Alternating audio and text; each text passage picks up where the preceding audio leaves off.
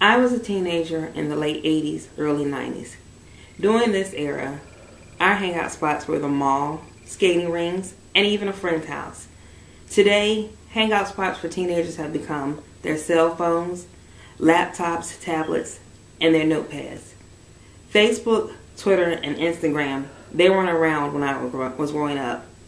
If you look back, in the 70s and 80s, Happy Days had Arnold's, What's Happening had Rob's Place, and even Friends in the 90s had the coffee shop. Today's youth that are so obsessed with social media, there are no more hangout spots. They're just Instagram, Facebook, and Twitter. As young teenagers, they can be easily influenced, and the right or wrong influence will determine what kind of adult they will become. Last year was my 20th year high school reunion.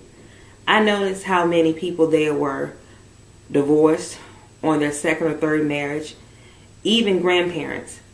And I sat and I reflected. Had it not been for the strong Christian values that were instilled in me as a child, the influence that I could have gone to could have led me to my second marriage, even jail.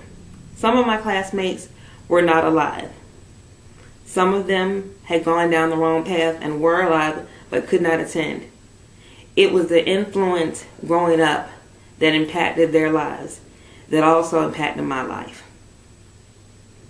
A recent study done in 2012 said that there were over 1.4 billion Facebook members worldwide. Out of that percentage, 70% were teens between the ages of 12 and 17. A local study done said that teenagers were spending from 7 to 5.5 hours every day on some form of social media. A reporter for the Washington Post reported that today's teen, or better known as the Facebook generation, out of the 7 hours they're spending online, it's not for learning, it's not to do research, it's for watching TV, surfing the web, listening to movies, listening to music, watching movies, and meeting new friends. Friends that may live in another country.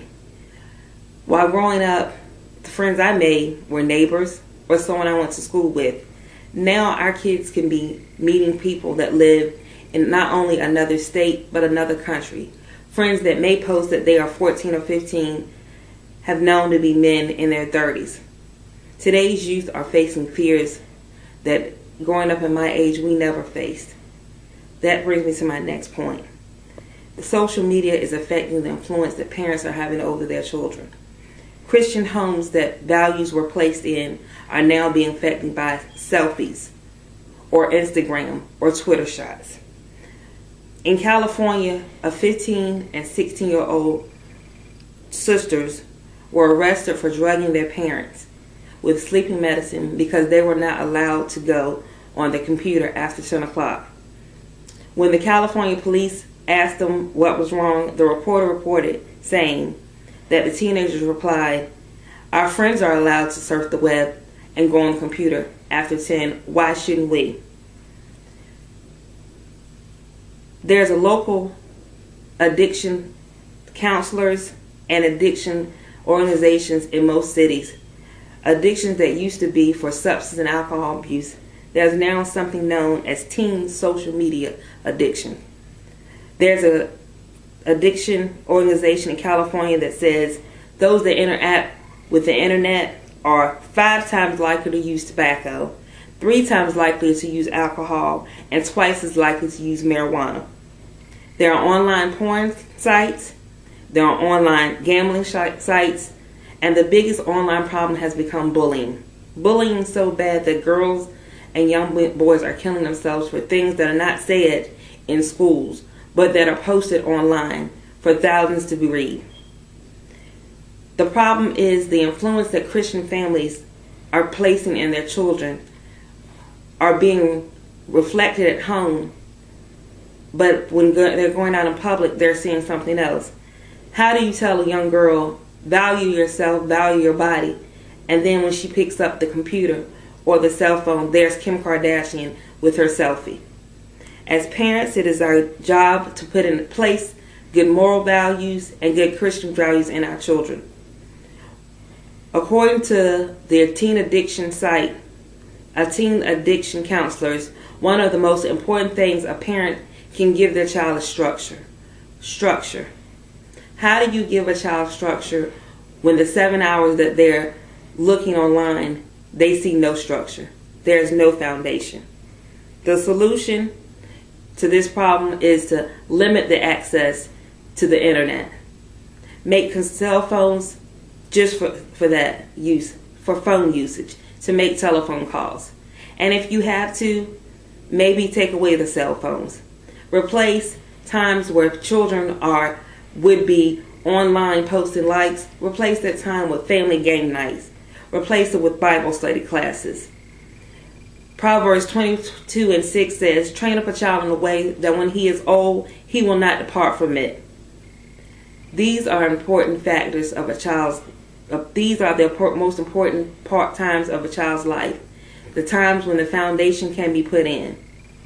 Proverbs 13:4 says, he that spareth the rod, but he that loveth to chasten him, he that spareth his rod hateth his son, but he that loveth him chasten him betimes.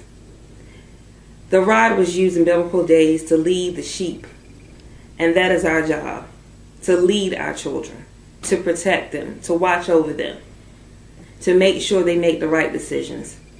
This world is nowhere near perfect. The people in it are not perfect. But if you put the right foundation in your children, and if you offer them alternative activities that show the right things and reflect what you're teaching at home, the difference can be made. There's obviously a problem with social media addiction for teens, but the solution to that problem is for parents. Sit down, talk to your children, get to know what they're doing, what they like, what they dislike. Make like something that you talk about, not something you post. In conclusion, I encourage parents, sit down, see what your children are doing, see what's entering their minds.